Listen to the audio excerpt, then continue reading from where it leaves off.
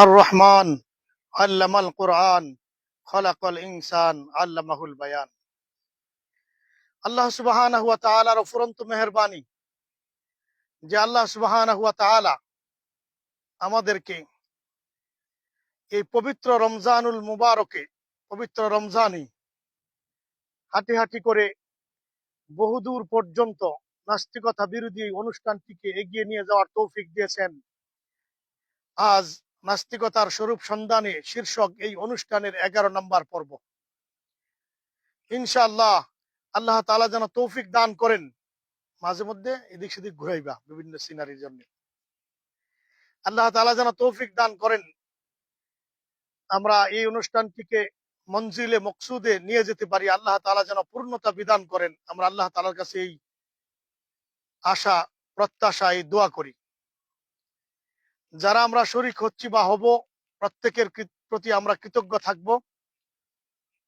Islamic motivation ও ফতোয়া বিভাগ এবং সুনামগঞ্জ বিটিভি পরিবারের পক্ষ থেকে সবার প্রতি থাকবো আমরা কৃতজ্ঞ এবং সবার জন্য আমরা দোয়া করি আল্লাহ তাআলা যেন এই সামান্য কাজে, দ্বীনি কাজে আমাদের সহযোগিতা করার বিনিময়ে আল্লাহ তাআলা যেন সবাইকে মাফ করে দিন। আল্লাহ তাআলা যেন সবাইকে দুনিয়া আখিরাতে উত্তম জিন্দেগি দান করেন। দুনিয়াতে হায়াত তৈয়্যিবা দিন। আল্লাহ তাআলা যেন পরকালে তাদেরকে জাহান্নামের আযাব থেকে নাজাত দিয়ে দিন। আমিন। শুরু করার আগে আপনাদের কাছে বলে রাখি যে যাদের পক্ষে সম্ভব হয়, যারা শরীক হবেন, ইনশাআল্লাহ এই গুরুত্বপূর্ণ লাইভ অনুষ্ঠানটি শেয়ার দিবেন ইনশাআল্লাহ। আমরা আজকে এখানে অন্য দিনের তুলনায় আমরা নতুন এক জায়গায় এসেছি।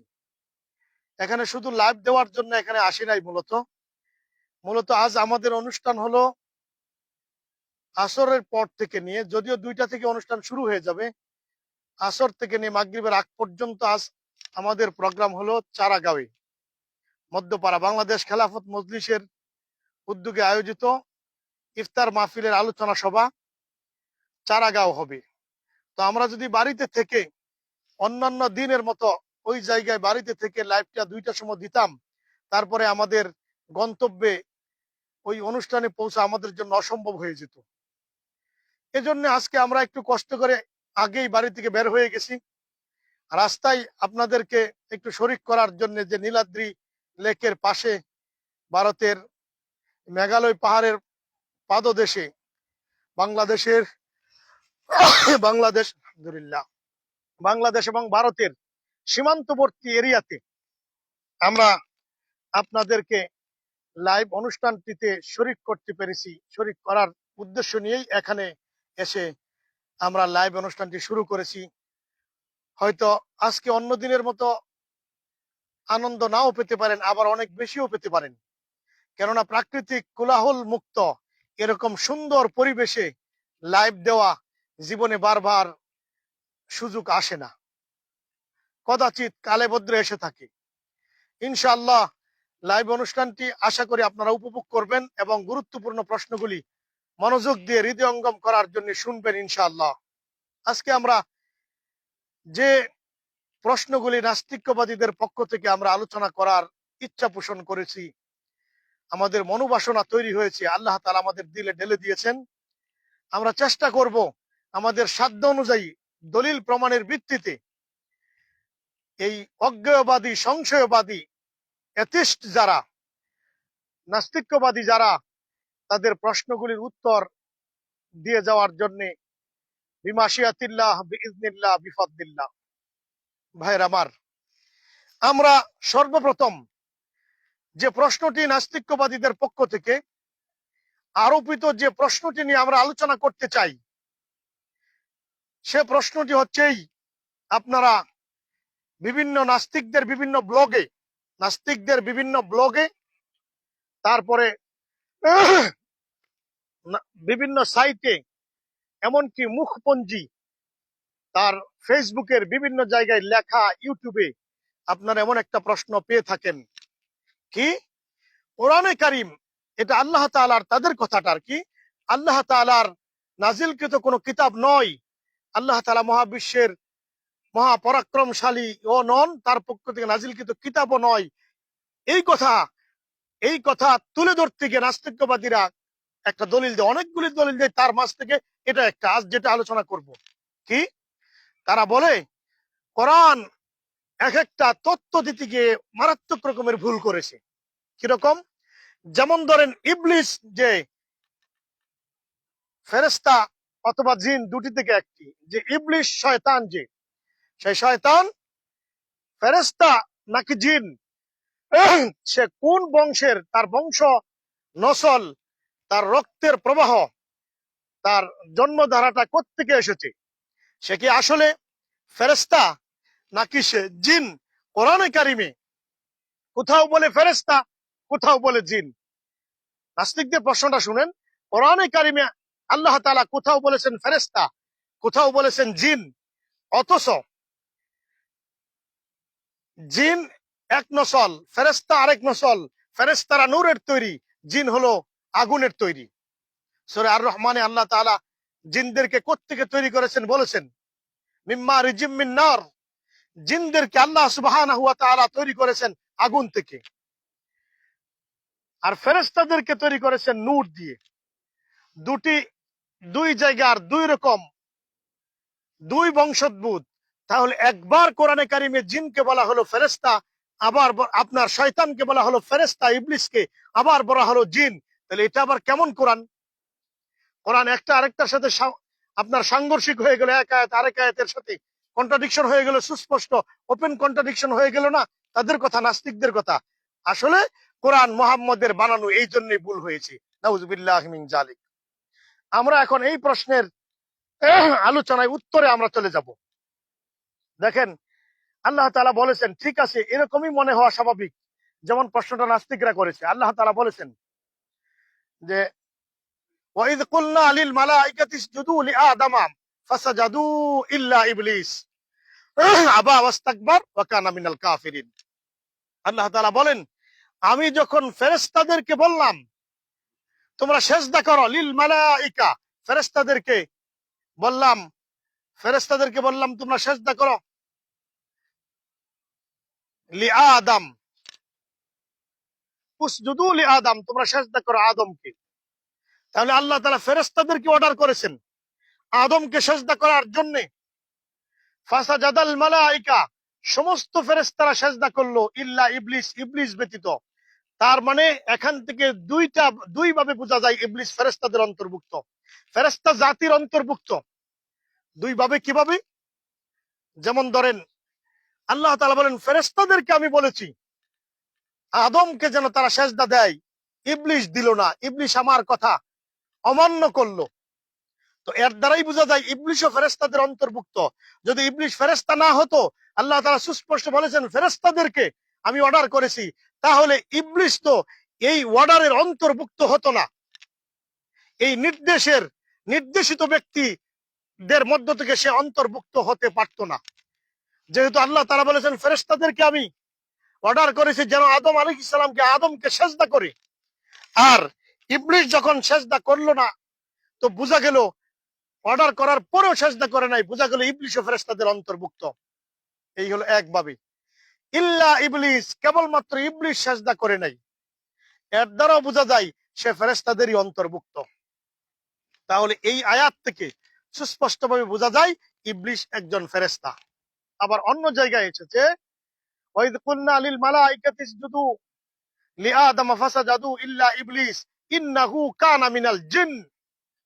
খেয়াল করেন, ইন্নাহু কানা মিনাল জিন, কোরআনে কারীমের আয়াত। আল্লাহ তাআলা অত্যন্ত সুস্পষ্টভাবে আল্লাহ পাক বলে দিয়েছেন ইবলিশের কথা, ইবলিশ হলো জিন জাতির অন্তর্ভুক্ত। তাহলে সুস্পষ্ট বিষয়টা আমাদের সামনে পরিষ্কার হলো এতটুকু, যে আসলেই তো আল্লাহ তাআলা এক জায়গায় ইবলিশকে ফেরেশতাদের অন্তর্ভুক্ত করলেন, আরেক জায়গায় সুস্পষ্টভাবে আল্লাহ পাক বলে দিলেন ইবলিশ হলো দুষ্ট জাতি জিনদের অন্তর্ভুক্ত। তাহলে কোরআনে কারীমের একটা আয়াত আরেকটার সাথে কি সাংঘর্ষিক হয়ে গেল না? একটা কি আরেকটার সাথে সাংঘর্ষিক হয়ে গেল না? হ্যাঁ, এবার আসেন আমরা উত্তরে যাচ্ছি। এতক্ষণে আমরা প্রশ্নটা ক্লিয়ার করেছি, আমরা উত্তরে প্রবেশ করি না, এখন আমরা উত্তরে আনসারে চলে যাচ্ছি। আনসারটা কি? আনসারটা অত্যন্ত সহজ ভাবে বুঝার জন্য আমি একটা উদাহরণ আপনাদের সামনে তুলে ধরতে পারি। মনে করেন আমাদের দেশের অসংখ্য ছেলেরা, হাজার হাজার লাখো ছেলেরা পৃথিবীর বিভিন্ন ভার্সিটিতে গিয়ে পড়াশোনা করে। একটা উদাহরণস্বরূপ আমরা বলি, যেই সমস্ত ছেলেরা অস্ট্রেলিয়ায়, তারপরে লন্ডনে, ব্রিটেনে ভার্সিটিতে গিয়ে পড়াশোনা করতে যায়, মনে করেন ভার্সিটিতে পড়তে গিয়ে একজন বাংলাদেশি বংশোদ্ভূত একটা ছেলে ওই ভার্সিটিতে পড়াশোনা করতে গিয়ে ফেল করে ফেললো। সে কিন্তু ব্রিটেনের নাগরিকত্ব নিয়ে নিছে, ব্রিটেনের নাগরিক অথবা আমেরিকার নাগরিক, তার মা বাবা ওইখানে থাকে, ওইখানে জন্মগ্রহণ করেছে অথবা এই দেশ থেকে গিয়েছে, সে সেই দেশের নাগরিক হয়ে ভার্সিটিতে ফেল করলো। এখন রেজাল্টটা এইভাবে ঘোষণা করা হলো যে এই অক্সফোর্ড ইউনিভার্সিটির সবাই পাশ করেছে, 2025 সালের মাস্টার্স এক্সামিনেশনে সবাই পাশ করেছে, শুধুমাত্র আব্দুল্লাহ সারা। এতটুকু বলা হলো। অক্সফোর্ড ইউনিভার্সিটির আমেরিকান সবাই পাশ করেছে, আমেরিকান সবাই পাশ করেছে, শুধুমাত্র আব্দুল্লাহ সারা। এর দ্বারা বোঝা গেল আব্দুল্লাহ আমেরিকান, যে আমেরিকান নাগরিক সবাই পাশ করেছে, শুধু আব্দুল্লাহ সারা। এর দ্বারা বোঝা যায় আব্দুল্লাহ আমেরিকান নাগরিক। ঠিক আছে, আমেরিকান নাগরিক সবাই পাশ করেছে, শুধু আব্দুল্লাহ ব্যতীত। আব্দুল্লাহ বোঝা যায় আমেরিকান নাগরিক। আবার যদি ফলাফলটা ওইভাবে ঘোষণা করে রেজাল্টটা, যে অক্সফোর্ড ইউনিভার্সিটির আমেরিকান নাগরিক সবাই পাশ করেছে, বাংলাদেশি আব্দুল্লাহ সারা, বাংলাদেশি বংশোদ্ভূত আব্দুল্লাহ ব্যতীত, এখন বোঝা যায় আব্দুল্লাহ বাংলাদেশের, আর আগে বোঝা গেছিল আব্দুল্লাহ আমেরিকান। তো দুইটা ঘোষণার মধ্যে কোনো সমস্যা আছে কিনা? দুইটাই সঠিক। প্রথমটা যেহেতু সে আমেরিকার আব্দুল্লাহ সিটিজেনশিপ নিয়ে নিয়েছে, সে তো ঠিকই আছে, আমেরিকার সবাই পাশ করেছে সে ব্যতীত, সে আমেরিকার হয়েও সে ফেল করেছে। ঠিক আছে। আবার যখন সে বাংলাদেশি বংশোদ্ভূত, মূলত এই জন্য এই কথা বলাও সঠিক যে একমাত্র বাংলাদেশি বাঙালি আব্দুল্লাহ ব্যতীত আমেরিকান সবাই পাশ করেছে, যদিও সে আমেরিকান সিটিজেনশিপ সে নিয়ে নিয়েছে, আমেরিকার সিটিজেন সে, তবুও সে যেহেতু বাংলাদেশি বংশোদ্ভূত, এই জন্য উভয় ঘোষণাটাই সঠিক। এটা যদি বুঝে থাকি, তাহলে এবার আসেন ইবলিসের ক্ষেত্রে আল্লাহ তাআলা কোথাও বলেছেন ফেরেশতা, কোথাও বলেছেন জিন, দুই জায়গায় দুই রকম। এই বিষয়টা আমাদের এইভাবেই বুঝে আসবে, ইনশাল্লাহ প্রশ্ন থাকবে না। একটু বিষয়টা একটু উপলব্ধি করার চেষ্টা করি। ইন্নাহু কানা মিনাল জিন, ইবলিস ছিল জিন জাতির অন্তর্ভুক্ত। এটাই মৌলিক কথা, এটাই মৌলিক কথা। ইবলিসের ইতিহাসটা, জিনের, ইবলিসের, শয়তানের ইতিহাসটা একটু আগে জানতে হবে, শয়তানের ইতিহাসটা আগে জানতে হবে। সে ছিল জিন জাতিদের অন্তর্ভুক্ত, ঠিক আছে। জিন জাতির এক সময় পৃথিবীতে বসবাস করত, শুধু মারামারি করত। যেমন নাকি আল্লাহ তাআলা যখন ফেরেশতাদেরকে বলেছিলেন যে ইন্নী জাইলুন ফিল আরদি খলিফা, আমি আমার জমিনে, আমার ভূমিতে আমার খলিফা, প্রতিনিধি আমি পাঠাতে চাই। ফেরেশতারা কি বলেছিলেন? আপনি তাদেরকে পাঠাবেন যারা কি করবে? রক্তপাত ঘটাবে, যারা নিজেরা পরস্পর রক্তপাত ঘটাবে, মারামারি করবে, এদেরকে পাঠাবেন কেন? ফেরেশতারা এই কথা বলেছিল ইতিপূর্বে জিন জাতিদের মারামারি দেখে এই কথা বলেছিল। তো জিনরা যখন মারাত্মকভাবে মারামারিতে লিপ্ত হয়ে গেল, আল্লাহ তাআলা জিবরাইল আমিন সহ, জিবরাইল আমিনকে নেতৃত্ব দিয়ে পাঠালেন, জিন জাতিকে শেষ করে দাও। সবাইকে তিনি শেষ করে দিলেন, কিন্তু শুধুমাত্র ইবলিস, যে সেই ইবলিসটা, সে একটা গুহায় ইবাদতে লিপ্ত ছিল আল্লাহ তাআলার, সে এই সমস্ত ঝামেলার সাথে তার কোনো সম্পর্ক ছিল না। শোনাব, উঠে দেখো, আমি কোন সময় উঠবো, তুমি খেয়াল করো, যে এই সমস্ত ঝামেলার সাথে তার কোনো সম্পর্ক ছিল না, কোনরূপ কোনো সম্পর্ক ছিল না, সে ঝামেলা করতো না। কে? আপনার ইবলিস। সেও জিন, সকল জিনরা ঝামেলায় লিপ্ত, মারামারি, কাটাকাটি, হানাহানিতে লিপ্ত। জিবরাইল আলাইহিস সালাম সকল জিনদেরকে ধ্বংস করাই লেগে গেলেন, কিন্তু একটা গুহায় গিয়ে তিনি পেয়ে গেলেন কাকে? ইবলিসটাকে। সে এই সমস্ত রক্তপাত থেকে দূরে থেকে সে ইবাদত করতেছে আল্লাহ তাআলার। জিবরাইল আলাইহিস সালামের মায়া হলো, জিবরাইল আলাইহিস সালামের মহব্বত লাগলো। এদিকেও খেয়াল রেখো, হ্যাঁ, জিবরাইল আলাইহিস সালামের মহব্বত লাগলো। জিবরাইল আলাইহিস সালাম ইবলিসকে নিয়ে গেল আল্লাহ তাআলার কাছে, গিয়ে উপস্থাপন করলো, সে তো ইবাদত করতেছে। আল্লাহ তাআলা বললেন তাকে ফেরেশতাদের মাঝে রেখে দাও, সে যেহেতু ভালো লোক। ফেরেশতারা তাকে প্রথম, সে ফেরেশতাদের শিক্ষক হয়েছিল ঠিক, কিন্তু প্রথম সে শিখেছে ফেরেশতাদের কাছ থেকে। সে ইলিম অর্জন করে ফেরেশতাদের শিক্ষক হলো, সে ফেরেশতা জাতির অন্তর্ভুক্ত হয়ে গেল। জিনেরা তো শেষ, ধ্বংস করে দিল দুষ্ট জিনদেরকে, ইবলিশকে রেখে দেওয়া হলো। এই ইবলিশ তখন ফেরেশতা জাতির অন্তর্ভুক্ত হয়ে গেল। মেজরিটি ইংরেজিতে বলা হয় মেজরিটি, আর মাইনরিটি আরবিতে বলা হয় তাগলিব। মেজরিটি দেখে অনেক সময় অনেক কথা বলা হয়। যেমন মনে করেন 1000 পুরুষ আছে, একজন নারী আছে, তো আমরা বললাম এখানে যারা আছে সবাই পুরুষ, এখানে পুরুষেরা দাঁড়িয়ে আছে, একজন যে নারী আছে বললাম না নারী আছে, কোনো ভুল না এটা, কেননা এটা মেজরিটি, এটা কাউন্টেড হবে, এটা গ্রহণযোগ্য হবে। মাইনরিটি যে এটা গ্রহণযোগ্যতায় আসে না অনেক ক্ষেত্রেই, অনেক ক্ষেত্রেই। যেমন দেখেন আমাদের পিছনে পাহাড় আছে, আমরা বললাম এদিকে যা দেখেন সব পাহাড়, ভারতের পাহাড়, অথচ এখানে নীলাদ্রি লেক আছে, সবটা তো ভারতের পাহাড় না। এখানে পানি আছে, বাংলাদেশের গাছ আছে, ওই যে অতি নগণ্য বাংলাদেশের গাছ, এই যে গাছটা দেখা যাচ্ছে বাংলাদেশের এই গাছ, এটা অতি নগণ্য, এটা হিসাবে আসবে না। আমরা যদি বলি এদিকে যা আছে এদিকে সব ভারতের পাহাড়, এই যে দেখাবো এদিকে যা আছে সব ভারতের পাহাড়, কথা সত্য, যদিও এখানে বাংলাদেশের গাছ আছে, ওইদিকে পানি আছে, নীলাদ্রি লেক আছে, তারপরেও এটা সত্য, এটা ভুল না, কেননা এটা হলো মেজরিটি, আরবিতে বলা হয় তাগলিব। তো ইবলিস যখন ফেরেশতাদের অন্তর্ভুক্ত হয়ে গেল, আল্লাহ তাআলা ইবলিসকে ফেরেশতাদের অন্তর্ভুক্ত করে দিলেন, ইবলিসকে। তখন সমস্ত ফেরেশতারা, মাত্র একজন জিন, তো সমস্ত ফেরেশতাদেরকে আল্লাহ তাআলা অর্ডার করেছেন। এই জন্য আল্লাহ তাআলা বলেছেন যে আমি ফেরেশতাদেরকে অর্ডার করলাম, যদিও জিনকে অর্ডার করা হয়েছিল, একজন জিন, এটা হিসাবে আসে না, সে এখন জিন জাতির অন্তর্ভুক্ত।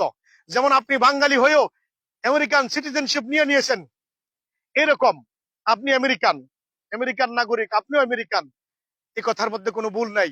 ঠিক এমনি ভাবে আল্লাহ তাআলা বলেছেন ফেরেশতাদেরকে আমি অর্ডার করলাম সেজদা করার জন্য, যেন আদমকে সেজদা দেয়। ইবলিশও এর অন্তর্ভুক্ত ছিল জিন হওয়ার পরেও, এই অর্ডারের কোনো সমস্যা নাই।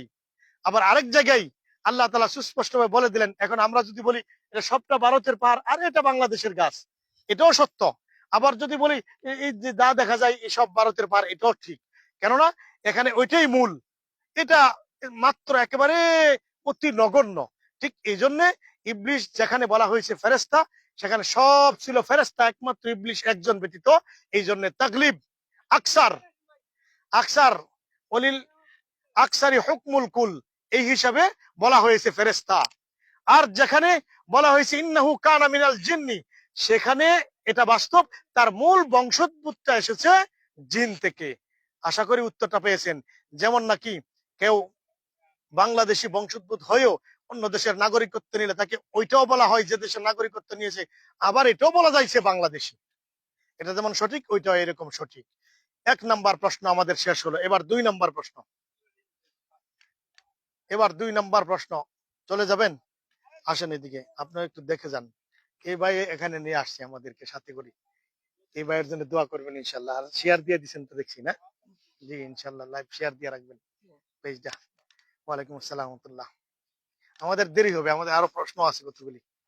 একটা প্রশ্ন গেলে এখন আমরা আরেকটা প্রশ্ন করব, আরেকটা প্রশ্ন নিয়ে আলোচনা করব। এটাও আপনারা নাস্তিকদের বিভিন্ন ব্লগে, বিভিন্ন সাইটে লেখাই দেখবেন, তারপরে বক্তব্যের মাঝেও দেখতে পারবেন। এই বিষয়টা কি, যে দেখবেন ইসলাম নারীদেরকে মারাত্মকভাবে ঠকিয়েছে। এর যতগুলি উদাহরণ তারা দেয়, এর মাঝে এটা একটা উদাহরণ, যেটা আমরা সাধারণত আলোচনা করি না, এটা সাধারণত আমরা জবাব দেই না। আমরা অন্যান্য প্রশ্নগুলির জবাব দেই, যেমন পিতার সম্পদে ভাইয়ের অর্ধেক পাবে বোন, এই প্রশ্নের জবাব আমরা দেই, ঠিক আছে, যে এখানে ঠকানো হয়নি কিভাবে জবাব দেই। নারীদেরকে পর্দায় থেকে কিভাবে সম্মান বাড়ানো হলো, অধিকার কমানো হয় না, এই জবাবও দেই। কিন্তু এই যে বলছে নাস্তিকবাদীরা ইসলাম নারীদেরকে ঠকিয়েছে বিভিন্ন ভাবে, এর মাঝে একটা দিক হলো যে জান্নাতে পুরুষদেরকে সর্বনিম্ন 2 জন, 72 জন অসংখ্য হুরের কথা বলা আছে। পুরুষদেরকে হুর দিবে। ইসলাম অসংখ্য হুরের কথাও আছে, সর্বনিম্ন 2 জন, 72 জন, আরো অনেক হুরের দেওয়ার কথা ওয়াদা আছে। কিন্তু নারীদেরকে বলা, নারীদের ক্ষেত্রে এমন কথা নাই। নারীদের ক্ষেত্রে শুধু স্বামীকে পাবে, অথবা এমন ভাবে বলা হয়েছে যেন বোঝা যায় তাদের শত শত হুর আছে, এমন কোনো কথা, শত শত তাদের পুরুষ হুর পাবে নারীরা, এমন কোনো কথা নাই। এমন কোনো কথা নারীদের ক্ষেত্রে নাই। আচ্ছা, তাহলে কি নারীদেরকে ইসলাম ঠকালো না? পুরুষ পাবে 72 জন হুর, আর নারী পাবে না কোনো হুরকেই। নারী, যে নারীর দুনিয়ার স্বামী আছে শুধু স্বামীকে নিয়েই ব্যস্ত থাকতে হবে, আর কোনো হুর পাবে না। আর যে নারী মারা যাবে তাকে একজন দেওয়া হবে হুর স্বামী হিসেবে জান্নাতের। তাহলে এই ক্ষেত্রে নারীকে কি ঠকানো হলো না, কমানো হলো না? এই ক্ষেত্রে নারীকে ঠকিয়ে দেওয়া হলো না, নারীকে কমিয়ে দেওয়া হলো না? নারীর অধিকার, ইসলাম নারীকে ঠকালো না? এই যে প্রশ্নটা, এই প্রশ্নটার উত্তর আমরা এখন আলোচনা করব। এই আলোচনায় যাওয়ার আগে আমরা কোরআনে কারিমের একটা আয়াত তিলাওয়াত করব। আল্লাহ তাআলা বলেন, ওয়ালাকুম ফিহা মা তাশতাহি আনফুসুকুম ওয়ালাকুম ফিহা মা তাদউন। তোমাদের জন্য তথায় রয়েছে তোমাদের মন যা চাইবে তাই। তোমাদের মন যা চাইবে তাই তোমাদের জন্য তথায় রয়েছে। ওয়ালাকুম ফিহা মা তাশতাহি আনফুসুকুম ওয়ালাকুম ফিহা মা তাদউন। তোমরা যা চাইবে তাই পাবে, তোমরা যা কামনা করবে তাই পেয়ে যাবে। হাদিসের মধ্যে এসেছে, হাদিসে কুদসিতে আল্লাহ তাআলা বলেন, আ'আদাতু লিইবাদিয়াস সালিহিন মা লা আইনুন রাআত ওয়ালা উযরুন সামিআত ওয়ালা খাতার আলা কলবি বাশার। আল্লাহ তাআলা বলেন যে আমি এটাকে এদিকে আনতে পারো, ঘুরে বসলাম, অসুবিধা কি? থাক। হ্যাঁ ঠিক আছে। আল্লাহ তাআলা বলেন, হ্যাঁ আল্লাহ তাআলা বলেন যে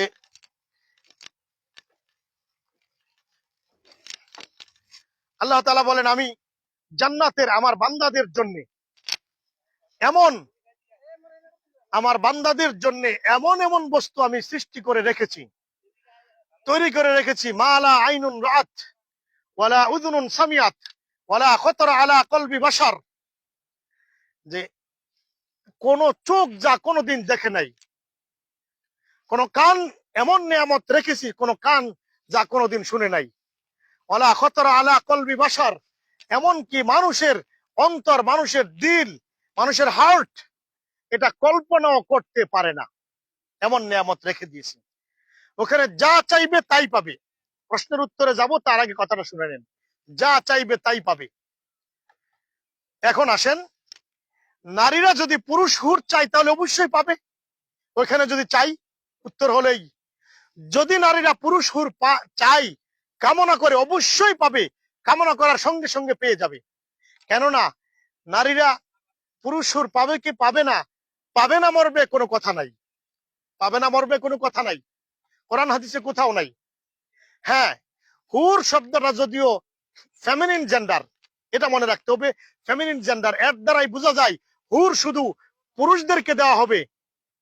যেহেতু পুরুষের সঙ্গী দরকার, আরেকজন পুরুষ না আরেকজন স্ত্রী। আর হুর শব্দটা আপনার এই কোরআনে কারিমের মধ্যে স্ত্রীলিঙ্গ হিসেবে, ফেমিনিন জেন্ডার হিসেবে জায়গায় জায়গায় ব্যবহার হয়েছে। ওয়াজআলনা হুন্না আবকারা, ওয়াজআলনা হুন্না, এই যে দেখেন স্ত্রীলিঙ্গ, আমি হুরদেরকে তৈরি করেছি, স্ত্রীলিঙ্গ শব্দ, ফেমিনিন জেন্ডার। এরপরে বিভিন্ন জায়গায় এরকমই এসেছে, জায়গায় জায়গায় স্ত্রীলিঙ্গ এসেছে হুরের ক্ষেত্রে। হুর যেহেতু স্ত্রীলিঙ্গ, এর দ্বারা বোঝা যায় হুর শুধু পুরুষদেরকেই দেওয়া হবে। যদিও একটা কথা এখানে বলে রাখি, ডক্টর জাকির নায়েক সাহেব, মাহিরু মুকারানাতিল আদিয়ান, বহু ধর্ম বিশেষজ্ঞ ডক্টর জাকির নায়েক সাহেব, যার এত বড় নিয়ামত মুসলিম বিশ্বের জন্য, যা ভাষায় কেউ প্রকাশ করতে পারবে না। যতই বলি জাকির নায়েক সাহেব সম্পর্কে কম হবে, যতই উনার দক্ষতা, ওনার কৃতজ্ঞতা, ওনার প্রশংসা, আমরা দক্ষতার কথা বলি, কৃতজ্ঞতা করি ওনার, আদায় করি, ওনার প্রশংসা করি, কম হবে। কিন্তু তিনি এক জায়গায় এখানে ভুল করেছেন। তাকে জিজ্ঞেস করা হয়েছিল যে পুরুষদেরকে যখন হুর দেওয়া হবে নারীদেরকে দেওয়া হবে না, তিনি বললেন হুর মানে সঙ্গী, সুতরাং নারীদেরকে দেওয়া হবে। কিন্তু তিনি এটা কোরআনে কারিমের এই বিষয়টা হয়তো খেয়াল করেন নাই। কোরআনে কারীমের একাধিক জায়গায় যত জায়গায় হুরের কথা এসেছে সেখানে স্ত্রীলিঙ্গ শব্দ এসেছে। হুররা স্ত্রীলিঙ্গ, স্ত্রীলিঙ্গে ব্যবহার করা হয়েছে। এর দ্বারাই বোঝা যায় হুর যেহেতু স্ত্রী জাতির অন্তর্ভুক্ত, হুর দেওয়া হবে পুরুষদেরকে, নারীদেরকে নয়। এখন নাস্তিকদের প্রশ্ন, তাহলে হুর নারীদেরকে না দিলে তো ঠকানো হবে, তাহলে কি ঠকানো হলো না? নারীদেরকে দেওয়া হবে না কোনো পুরুষ হুর? হ্যাঁ, আসেন ওই জায়গায় আমরা উত্তরে ঢুকলাম, যে আয়াতটা তিলাওয়াত করে আসলাম, হাদিসটা পাঠ করলাম, যে জান্নাতে যে যা চাইবে তাই পাবে। আর এখান থেকে যদি ধরে না হয় স্ত্রীদেরকে কোনো পুরুষ হুর দেওয়া হবে না, কিন্তু ওইদিকে উত্তরে কি যা চাইবে তাই পাবে, তাহলে কি বোঝা গেল? একেবারে জলবৎ তরলং, একেবারে ইজি, পানির মতো ইজি উত্তরটা। নারীদের এই কামনাই জাগ্রত হবে না জান্নাতে। যদি কামনা জাগ্রত হয়ে পেয়ে যাবে, নারীদের এই কামনাই জাগ্রত হবে না। মানুষের পছন্দ সবসময় একরকম থাকে না, সবার পছন্দ একরকম থাকে না। আমরা যখন প্রাইমারিতে পড়েছি তখন আমাদের পছন্দটা কি ছিল? তখন আমাদের পছন্দটা ছিল যে 5টা পয়সা 10টা পয়সা পেয়ে, 1টা টাকা পেয়ে, একটা সময় 5টা টাকা অনেক কিছু ছিল, অনেক দামি একটা মলাই আইসক্রিম মিলতো। এটা যদি হইতো আজকে স্কুলে যাব, তাহলে কতই না ভালো হতো। 5টা টাকা, 1টা টাকা, 10টা পয়সা পর্যন্ত আমাদের 5টা পয়সা পর্যন্ত আগ্রহের বস্তু ছিল। এরপরে প্রাইমারি থেকে হাই স্কুলে গেলাম, তখন আর এই 5 টাকার আইসক্রিমের প্রতি কোনো আকর্ষণ নাই। তখন চলে গেল 700-800 টাকার ওই সময়ের একটা বাইসাইকেলের প্রতি। হাই স্কুলে গেলাম, একটা বাইসাইকেল যদি হয়ে যায়, বাইসাইকেল কতই না ভালো। হাই স্কুলে যাওয়ার পরে তো রুচির পরিবর্তন আসলো, এখন আর 10 পয়সার আইসক্রিমের প্রতি ওই আগ্রহ নাই, এখন আগ্রহটা চলে গেছে বাইসাইকেলের প্রতি। কলেজে গেলে এরকম থাকতো, এখন কলেজের ছেলেদের আগ্রহ থাকে মোটর সাইকেল, মোটর বাইক। এরপর একটা ছেলে যখন ভার্সিটিতে চলে যায়, মাস্টার্স কমপ্লিট করে, তখন তার সকল আগ্রহ চলে যায় মাস্টার্স এর পরে আমি যদি একটা ভালো মানের চাকরি, একটা জব পেয়ে যাই, এই তার আগ্রহের মধ্যে চলে যাই। এখন আগ্রহের পরিবর্তন হয়ে গেল, সবার আগ্রহ এক নয়। প্রাইমারির ছাত্রের যে আগ্রহ ভার্সিটির ছাত্রের সেই আগ্রহ না। ঠিক এমনি ভাবে আসেন মেয়েদের ক্ষেত্রে, মেয়েরা ছোট সময় যে আগ্রহের মধ্যে লিপ্ত থাকে, পুতুল ইত্যাদি খেলাধুলায় লিপ্ত থাকতে চায়, একটু বড় হইলে মেকআপ টেকআপ ইত্যাদিতে লিপ্ত হইতে চায়, হালকা পাতলা মেকআপ। আর একটু বড় হইলে দামি দামি ড্রেস, দামি দামি বিভিন্ন ধরনের প্রসাধনী সামগ্রী ইত্যাদিতে তাদের রুচিতে চলে আসে। অর্থাৎ বিভিন্ন সময় বিভিন্ন রকমের রুচি আসে। ছেলেদের ঈদের সময় আকর্ষণ একরকম, মেয়েদের ঈদের সময় আকর্ষণ একরকম। ছেলেরা ঈদের সময় একটা পাঞ্জাবি হয়ে গেলেই এনাফ, অনেক কিছু। কারো ক্ষেত্রে টি শার্ট বা একটা শার্ট প্যান্ট বাস, অতিরিক্ত হলে সাথে একজোড় জুতা। কিন্তু মেয়েদের ঈদের সময় কি একটা প্যান্টের আগ্রহ হয়, একটা শার্টের আগ্রহ হয়? কারো যদি রুচি বিকৃতি হয়ে যায়, লক্ষ কোটি মেয়েদের মাঝে তার কথা ভিন্ন, সেটা আলোচনার বস্তু নয়। মেয়েদের পছন্দটা কি ছেলেদের মতো টি শার্ট, গেঞ্জি, পাঞ্জাবি, বা মাদ্রাসায় পড়ুয়া ছাত্রদের মতো টুপি বা পাগড়ি? না। বা ক্যাচ? না। মেয়েদের পছন্দ ভিন্ন। ঈদের সময় মেয়েদেরকে সাথে নিয়ে বা মার্কেটে যাওয়া একটা মারাত্মক সমস্যা। কত সময় যে নিবে পছন্দ করতে, সে তার দামি দামি তার ড্রেস, পোশাক, বিভিন্ন রং বেরঙের ড্রেস সে পছন্দ করবে। যেই পছন্দগুলি ছেলেদের, সেই পছন্দগুলি তার নয়। তো এখান থেকে কি উজ্জ্বল একটা প্রমাণ নেওয়া যায় না, ছেলেদের পছন্দ যেমন, মেয়েদের ঠিক তদ্রুপ পছন্দ নয়, মেয়েদের পছন্দ ভিন্ন রকম। ছেলেদের কামনা আসে, ছেলেদের কি, যে আমার একসাথে 4টা বউ যদি থাকতো, স্ত্রী কতই ভালো হতো, এরকম কামনা থাকে। থাকে বিদায়ী আল্লাহ তাআলা আহসানুল খালিকিন, সে আল্লাহ সুবহানাহু ওয়া তাআলা ছেলেদেরকে শর্ত সাপেক্ষে 4টা বিয়ে বৈধ করে দিয়েছেন। কিন্তু কোন মেয়ের, কোন শরীফ ভদ্র ভালো মেয়ের, কোটি কোটি মেয়েদের মধ্যে জরিপ চালান, দেখবেন প্রায় সবার সবাই এটাকে অপছন্দ করবে, তার একসাথে 4টা স্বামী থাকুক, এটাকে সে অপছন্দ করবে। তাহলে এটা তার জেনেটিক ভাবে, সৃষ্টিগত ভাবেই তার পছন্দটা, তার পছন্দ তার মাঝে রয়েছে। ছেলেদের পছন্দের চেয়ে একটু ভিন্নতর তার পছন্দটা। তাহলে এখান থেকে আমরা এই বিষয়টা ক্লিয়ার হলো আমাদের সামনে, মেয়েদের পছন্দটা ভিন্ন, ছেলেদের পছন্দটা ভিন্ন। আল্লাহ তাআলা বলেছেন যে যা চাইবে তাই পাবে। মেয়েদের এই পছন্দেই আসবে না যে আমার 72টা হুর স্বামী হোক, এই পছন্দটাই জান্নাতে মেয়েদের আসবে না, কোন মেয়ের আকাঙ্ক্ষায় আসবে না। যদি আসে, আসলে পাবে, আসলে পেয়ে যাবে।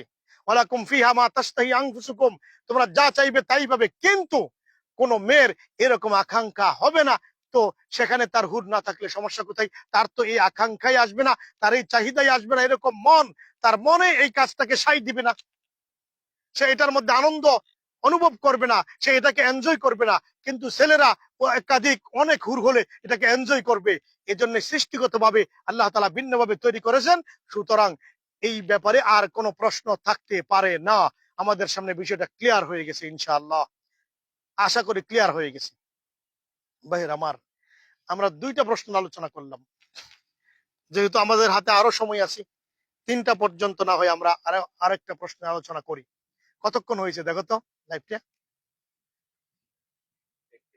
31 মিনিট, মাশাআল্লাহ, খুব বেশি না, আধা ঘন্টা হয়ে গেছে। আপনারা যারা শরীক হয়েছেন লাইভটা শেয়ার দিয়ে দিবেন ইনশাআল্লাহ, লাইভটা শেয়ার দিয়ে দিবেন। তুমি না হয় একটু আমার মোবাইলটা খুলে নিয়ে গিয়ে ওই দিক থেকে, কথা তো যাবে, যাবে না?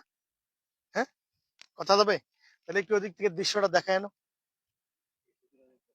হ্যাঁ, একটু হালকা খুলে এমনি, হ্যাঁ নিয়ে যাও, যে আপনাদেরকে দৃশ্যটা দেখানোর জন্য নিয়ে যাও, একটু আগানো হচ্ছে, বেশি দূর যাবে না, ওখানে নীলাদ্রি লেকটা দেখানো হবে। যাও, উপরে তুলো স্ট্যান্ডটাকে নীলাদ্রি লেক দেখার জন্য। হ্যাঁ, ওখানে সুনামগঞ্জ বিটিভি থেকে না, বরং ইসলামী মোটিভেশন ও ফতোয়া বিভাগ যেটা, সেখান থেকে দেখানো হচ্ছে আমাদের সিনারিটা। আমরা যে জায়গায় আছি এখন, নীলাদ্রি লেকে আছি, ভারতের পাদদেশে, সীমান্ত, বাংলাদেশের একেবারে সীমান্ত, উত্তর সীমান্তে, ভারতের বর্ডার গেছে, ভারতের বর্ডার গেছে আমরা এখন নীলাদ্রি লেকের তীরে, পশ্চিম তীরে আমরা অবস্থান করছি।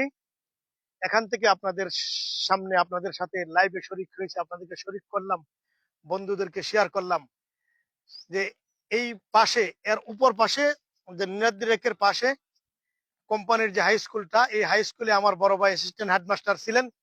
গত রমজান মাসে আমার বড় ভাই ইন্তেকাল করেছেন। রমজান মাসে আমার বড় ভাইয়ের কবরটাকে যেন আল্লাহ তাআলা জান্নাত, কিয়ামত পর্যন্ত জান্নাতের বাগান বানিয়ে দিকে, আপনাদের কাছে আমি দোয়া চাই, এই দোয়া চাই আল্লাহ তাআলা যেন আমাদের এই দোয়াটা কবুল করে নেন।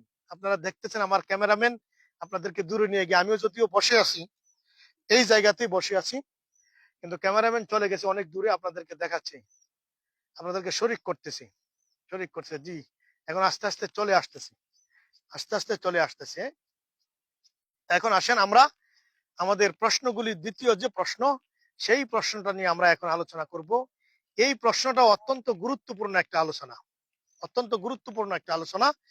নাস্তিক্যবাদীদের পক্ষ থেকে, অজ্ঞেয়বাদীদের, সংশয়বাদীদের, এথিস্ট যারা, তাদের পক্ষ থেকে এই প্রশ্নটা, এই প্রশ্নটা কি, এই প্রশ্নটা এখন আমরা আলোচনা করব। গুরুত্বপূর্ণ একটা প্রশ্ন, অত্যন্ত গুরুত্বপূর্ণ প্রশ্নটা। শুনেন প্রশ্নটা মনোযোগ দিয়ে শুনেন, খুবই কাজে লাগবে, খুব ইন্টারেস্টেড, খুব ইন্টারেস্টেড এই প্রশ্নটা। যে মোহাম্মদ সাল্লাল্লাহু আলাইহি সাল্লাম একটা ছেলে দত্তক নিয়েছিলেন, জায়েদকে, তার জায়েদের স্ত্রীর নাম ছিল জাইনাব, এই জয়নবকে মোহাম্মদ সাল্লাল্লাহু আলাইহি সাল্লাম বিয়ে করে ফেলছিলেন, পুত্রবধূকে।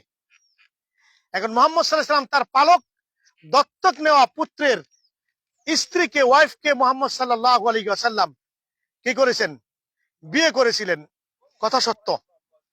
এখানে নাস্তিক্যবাদীরা এই জায়গায় এসে তারা মোহাম্মদ সাল্লাল্লাহু আলাইহি সাল্লামের চরিত্রে কলঙ্ক লেপন করে, তারা না বুঝে, তারা বুঝে না, আমরা মনে করি তারা বুঝে না, এটাই ভালো।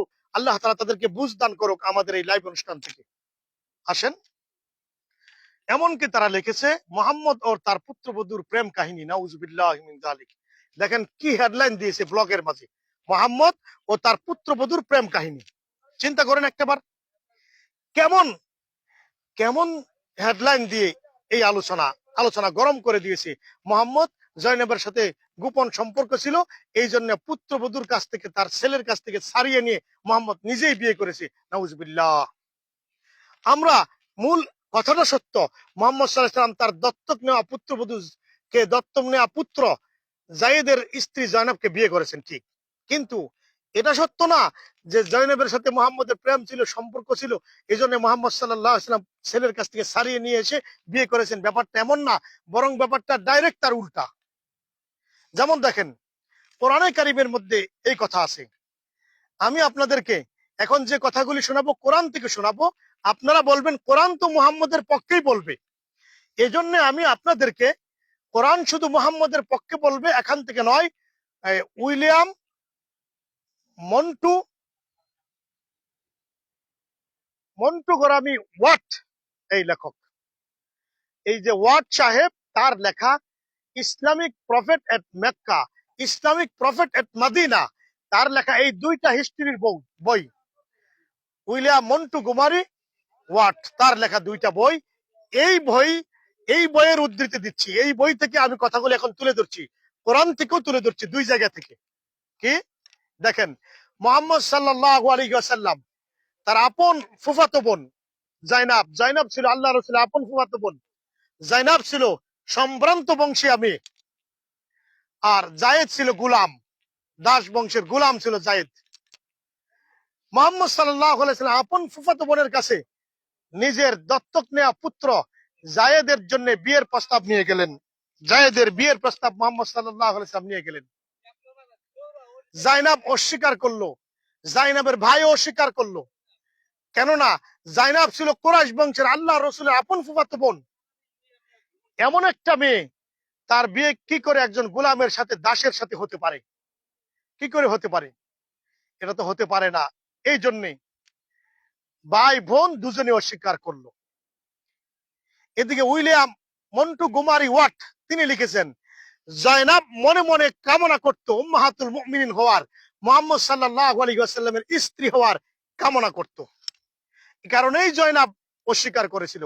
উইলিয়াম মন্টু গোমারি ওয়াটের লেখা Islamic prophet at Mecca, Islamic prophet at Medina, এই বইয়ে পাবেন, দুই বইয়ে পেয়ে যাবেন। দেখেন, অস্বীকার করলো, কোরআনও বলছে। যখন অস্বীকার করলো, তখন পরবর্তীতে বিয়ে হলো কি করে, রাজি হলো কি করে জাইনাব? অস্বীকার করার সাথে সাথে আল্লাহ তাআলা নাজিল করলেন, কোরআনে কারীমের আয়াত নাজিল করলেন, মা কানা লিনাবিয়্যিন মা কানা লিমুমিনিন ওয়ালা মুমিনাতিন ইযা কাদাল্লাহু ওয়া রাসূলুহু আমরান আন ইয়াকুনা লাহুমুল খিয়ারা মিন আমরিহিম। যখন আল্লাহ পাক এবং তার রাসূল কোন বিষয়ের নির্দেশ দিয়ে দেন, কোন বিষয়ের অর্ডার দিয়ে দেন, কোন বিষয়ের অর্ডার নির্দেশ দিয়ে দেন, এই বিষয়ে নির্দেশ দেওয়ার পরে এই বিষয়ে কোন মোমেনা নারীর ভিন্ন কোন চিন্তা করার, ভিন্ন কোন সিদ্ধান্ত নেওয়ার, আল্লাহ এবং রসুলের অর্ডারের বাহিরে অন্য কোন সিদ্ধান্ত নেওয়ার অধিকার তাদের নাই। এই আয়াত যখন নাজিল হয়ে গেল, তখন জয়নাব এবং তার ভাই রাজি হয়ে গেল। কি করবে এখন? আল্লাহ তাআলার পক্ষ থেকে কঠিন আয়াত নাজিল হয়ে গেছে, আমাদের এই সুযোগ নাই, আল্লাহ রসুলের নির্দেশের বাহিরে যাওয়ার। রাজি হয়ে গেল, বিয়ে হয়ে গেল। কিন্তু তাদের মাঝে বনিবনা হচ্ছিল না, তাদের মাঝে বনিবনা হচ্ছিল না। কেননা জাইনাব বিনতে জাহাশ রাদিয়াল্লাহু তাআলা আনহা, তিনি সম্ভ্রান্ত বংশীয়া, তিনি উঁচু বংশের আছে, তিনি উঁচু বংশের, তিনি সম্ভ্রান্ত বংশীয়া, উঁচু বংশের। তিনি তো গোলামের সাথে একই সংসারে কিভাবে বসবাস করবে? গোলামের আচরণ একরকম, তার আচরণ আরেক রকম। আসলেই বনিবনা না হওয়ার কথা হচ্ছিল না। জায়েদ চাচ্ছে তালাক দিয়ে দিতে। দেখেন, যারা বলছে মুহাম্মদ সাল্লাল্লাহু আলাইহি ওয়াসাল্লাম জয়নাবকে পছন্দ করতেন, মহব্বত করতেন, ভালোবাসতেন, এই ভালোবাসা থেকে নিয়ে আসছে, তাদের কথা কত বড় ভুল। দেখেন, মুহাম্মদ সাল্লাল্লাহু আলাইহি ওয়াসাল্লাম জায়েদকে বললেন, কাকে? জায়েদ রাদিয়াল্লাহু তাআলা আনহু কে বললেন, কি বললেন? যে যায়েদ ইবনে হারেস রাদিয়াল্লাহু তাআলা আনহু কে তিনি বললেন, কি বলছিলেন? আমসিক আলাইকা যাওজাক ওয়াত্তাকিল্লাহা। জায়েদ, তুমি তোমার স্ত্রীকে ছাড়তে পারবে না, বরং তুমি তাকে আঁকড়ে ধরো। আমসিক আলাইকা যাওজাকা, তুমি তোমার স্ত্রীকে আঁকড়ে ধরো। ওয়াত্তাকিল্লাহা, আল্লাহ সুবহানাহু ওয়া তাআলাকে তুমি ভয় করো। তোমার স্ত্রীকে আঁকড়ে ধরো, তোমার মাঝে রাখো, এবং আল্লাহ সুবহানাহু ওয়া তাআলাকে তুমি ভয় করো। জায়েদ, তোমার স্ত্রীকে ছাড়তে পারবে না। দেখেন, মুহাম্মদ সাল্লাল্লাহু আলাইহি ওয়াসাল্লাম যদি নিজের দিলে টান থাকতো, তাহলে মুহাম্মদ সাল্লাল্লাহু আলাইহি ওয়াসাল্লাম জায়েদকে পিরাপিরি করতেন যে তুমি তাকে ছাড়তে পারবে না, এই কথা বলতেন। তিনি তো বরং দ্রুতই বলে দিতেন, ছেড়ে দাও, ছেড়ে দাও। তার যদি এমন ইচ্ছা থাকতো, কল্পনা তো করা যায় না কোন নবীর ব্যাপারে এমন ইচ্ছা থাকতে পারে। তাকে নিজে এর দলিল দিলাম।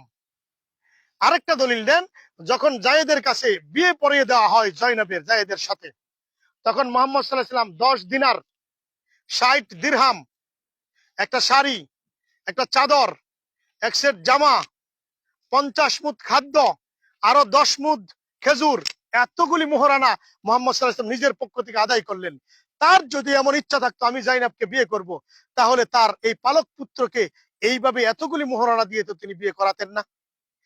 এর দ্বারা কিছু স্পষ্ট হয় না মুহাম্মদ সাল্লাল্লাহু আলাইহি ওয়াসাল্লামের দিলে জাইনাবের প্রতি কোন ধরনের এইরকম আকাঙ্ক্ষা ছিল না তাকে বিয়ে করবেন বলে, ছিল না। তাহলে কেন করলেন, কিভাবে করলেন? জায়েদ ফালাম্মা কদা জাইদুন মিনহা ওয়াতারা জাওয়াজনাকাহা, জায়েদ যখন তার প্রয়োজন পুরা করলো, শেষ হয়ে গেল, জায়েদ তার সাথে ফাইসালা করে দিল চূড়ান্ত ভাবে। একমাত্র একজন সাহাবার নাম কোরআনে পাকের মধ্যে আছে, কোরআনে কারিমের মধ্যে আছে, কোরআনে হাকিমের মধ্যে আছে, কোরআনে শরীফের মধ্যে আছে।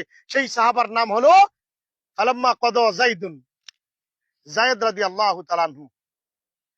জায়েদ এর নাম। জায়েদ যখন তার প্রয়োজন শেষ করলো, তালাক দিয়ে দিল, আলাদা করে ফেললো, আল্লাহ তাআলা বলেন জাওয়াজনাকাহা, আমি আপনাকে তার সাথে বিয়ে পড়িয়ে দিলাম। এই কথাটা মনে রাখবেন, পরে আসতেছি। দেখেন, জায়েদের প্রয়োজন শেষ, অর্থাৎ জায়েদ রাদিয়াল্লাহু তাআলা আনহু ছেড়ে দিলেন, তখন মুহাম্মদ সাল্লাল্লাহু আলাইহি ওয়াসাল্লাম বিয়ে করলেন। এখন এত কিছুর পরে প্রশ্ন থেকে যায়, যেই স্ত্রীটা তার পুত্রবধূ, তাকে কি করে তিনি বিয়ে করলেন? কোরআনে কারিমে পুত্রবধূ নিষেধ, বিয়ে করা তো নিষেধ করেছেন, ওয়াহালাইলু আবনাইকুম, তোমাদের পুত্রবধূরা তোমাদের জন্য হারাম, তাদেরকে বিয়ে করা যাবে না। তিনি কি করে বিয়ে করলেন? এখানে আসেন, তিনি কি করে বিয়ে করলেন পুত্রবধূকে? ওয়াহালাইলু আবনাইকুম, এর দ্বারা উদ্দেশ্য হলো ঔরসজাত সন্তানের স্ত্রীকে বিয়ে করা যাবে না। জায়েদ তো হুজুরে পাক সাল্লাল্লাহু আলাইহি ওয়াসাল্লাম ঔরসজাত সন্তান নয়, এমনকি সন্তানই না। যেমন আল্লাহ তাআলা বলেন, ওমা জাআলা আদইয়াকুম আবনাআকুম, তোমাদের দত্তক নেওয়া সন্তানদেরকে, পালক পুত্রদেরকে আল্লাহ তাআলা তোমাদের কি করেন নাই? আসল পুত্র বানান নাই।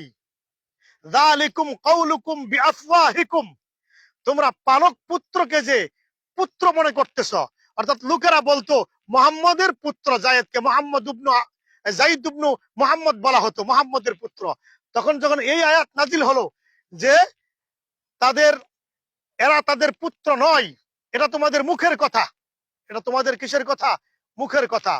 বরং উদউহুম লিআবাইহিম, তারা তাদের এই পালক পিতার সাথে সম্বোধন করবে না। লিআবাইহিম, তাদের জন্মদাতা পিতার সাথে তাদেরকে সম্বোধন করতে হবে। এরপরে হয়ে গেল যায়েদ ইবনে হারিসা, যায়েদ ইবনে মুহাম্মদ থেকে যায়েদ ইবনে হারিসা। পিতা পুত্রের যে একটা বন্ধন ছিল সামাজিকভাবে, এটাকে কেটে দেওয়া হলো, কেননা সে ঔরসজাত সন্তান নয়, দত্তক নেওয়া সন্তান। এর দ্বারা কি বোঝা গেল? এর দ্বারা কি বোঝা গেল? যে জায়েদ মুহাম্মদ সাল্লাল্লাহু আলাইহি ওয়াসাল্লামের প্রকৃতপক্ষে পুত্র নয়, প্রকৃতপক্ষে পুত্র নয়। এখন আসেন, প্রকৃতপক্ষে পুত্র নয়, পালক পুত্র, তারপরও কিভাবে বিয়ে করলেন? বিয়ে তো মুহাম্মদ সাল্লাল্লাহু আলাইহি ওয়াসাল্লাম করেন নাই।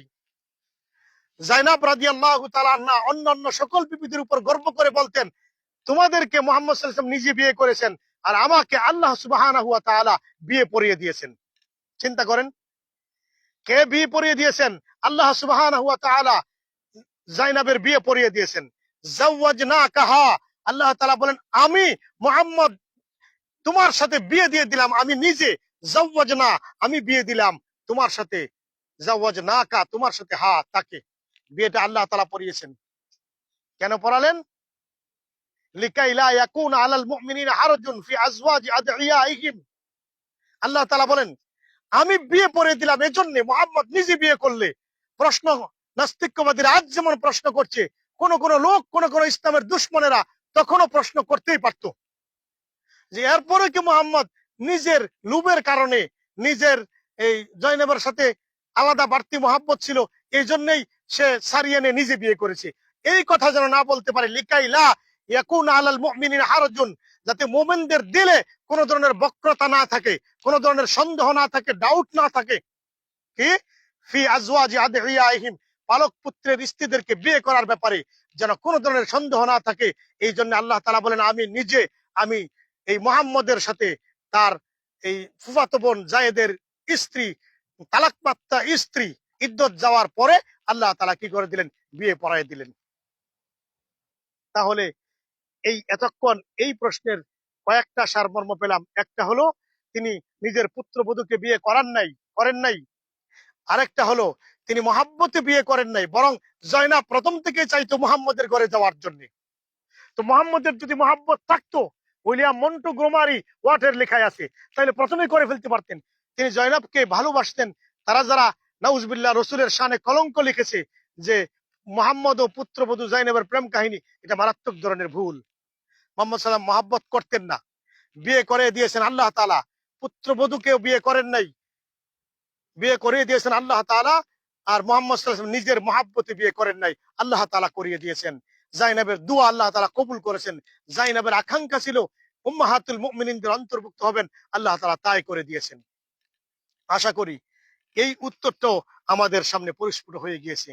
যারা দীর্ঘ সময় আমাদের সাথে শরীক ছিলেন, ওই সমস্ত ভাইদের কাছে আমরা আবারও একটু অনুরোধ করব, লাইভটাকে শেয়ার দিয়ে দিবেন, যারা শেয়ার করবেন তাদের জন্য মনের গহীন থেকে দোয়া রইল। ওই সমস্ত প্রিয় ভাইদের প্রতি, প্রিয়দের প্রতি মনের গহীন থেকে দোয়া থাকলো, আল্লাহ তাআলা যেন তাদের দুনিয়া ও আখিরাতে আল্লাহ তাআলা যেন তাদেরকে উত্তম বদলা দান করেন।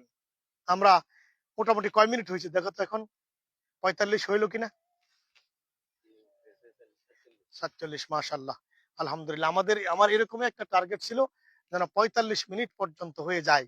আজকেরও লাইভে আমি আরো দু একদিন বলেছি, এই যে পাহাড়টা দেখেন, ভারতের মেঘালয় পাহাড়টা, এই পাহাড়, এটা কিন্তু এই দেখেন পুরাটা চুনা পাথর, কি খনিজ সম্পদ এখানে আছে। এরকম পাহাড়গুলি যে চতুর্দিক থেকে, 3 দিক থেকে বাংলাদেশকে বেষ্টন করেছে, এই পাহাড়টা, মেঘালয়ের পাহাড়টা কিন্তু এটা বাংলাদেশের অন্তর্ভুক্ত ছিল। অর্থাৎ বাংলাদেশ বলতে আমি বোঝাতে চাচ্ছি পাকিস্তান পিরিয়ডে পাকিস্তানের অন্তর্ভুক্ত ছিল। কিন্তু যখন বঙ্গবন্ধু শেখ মুজিবুর রহমান, ভারতীয় সন্তান, ওনার ব্যাপারে আমি এর অতিরিক্ত এগিয়ে যাব না, অতিরিক্ত বলবো না, শুধু এতটুকুই বলবো, ভারতীয় সন্তান বঙ্গবন্ধু শেখ মুজিবুর রহমান, এমনকি তার পুত নাতি, তার মেয়েগুলি সবগুলি ভারতীয় সন্তান, ভারতের সেবাদাস। এই ভারতের সেবাদাস, ভারতের গুলাম বঙ্গবন্ধু শেখ মুজিবুর রহমান, তিনি ক্ষমতায় বসে এটা তাদেরকে দিয়ে দিয়েছে। চিন্তা করেন, আপনারা কখনো ভেবেছেন কেন ভারত এই আওয়ামী লীগকে শুধু চাই? আওয়ামী লীগের জন্মলগ্ন থেকেই বাংলাদেশের সবকিছু ভারতের কাছে দিয়ে বিবাহ বসে, নিজের পক্ষ থেকে কাপড় চোপড় সহ বিয়ে বসে যায়।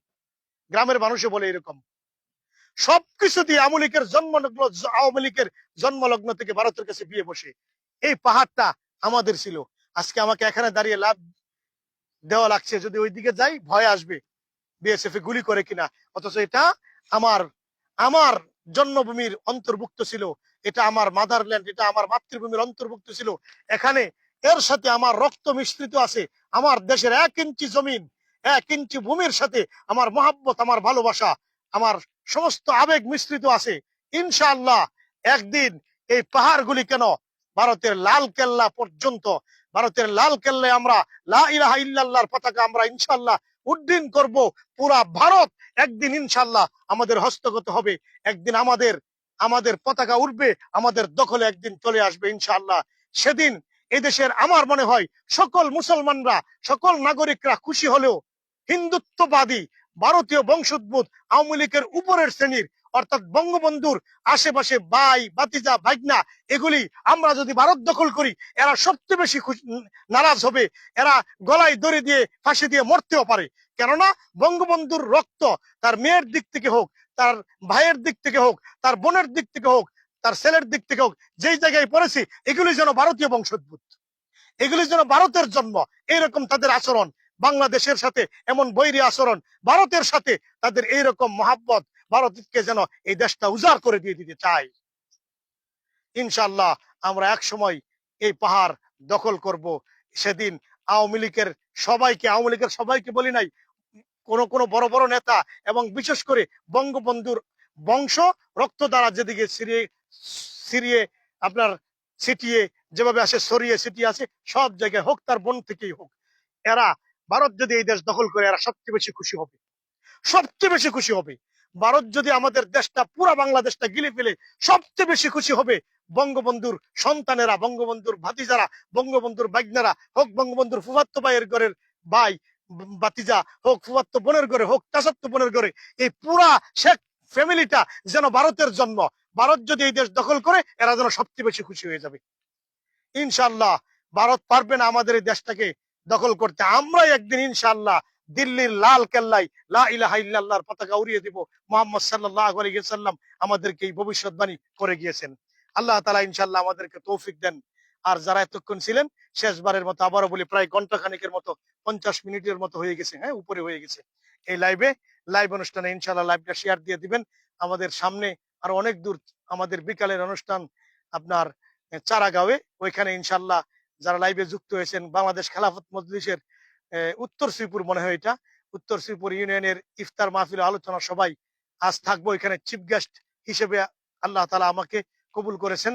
আমাদের তৈয়ব ভাই, সরল সুজা মানুষ, মোহতারাম মাওলানা শাইখুল হাদিস তৈয়ব ভাইয়ের দাওয়াতে আমরা যাব ইনশাআল্লাহ। এখন আস্তে আস্তে এখান থেকে প্রস্তুতি নিব।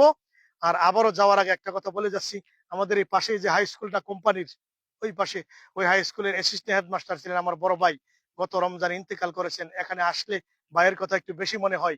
ভাইয়ের স্মৃতি বিজড়িত প্রতিষ্ঠানটা এখান থেকে দেখাতে পারতেছি না, ওইখানে অনেক উঁচা এক টিলা, এই কারণে। আমার ভাই এখানে অ্যাসিস্ট্যান্ট হেডমাস্টার থাকা অবস্থায় গত রমজানে ইন্তেকাল করেছেন।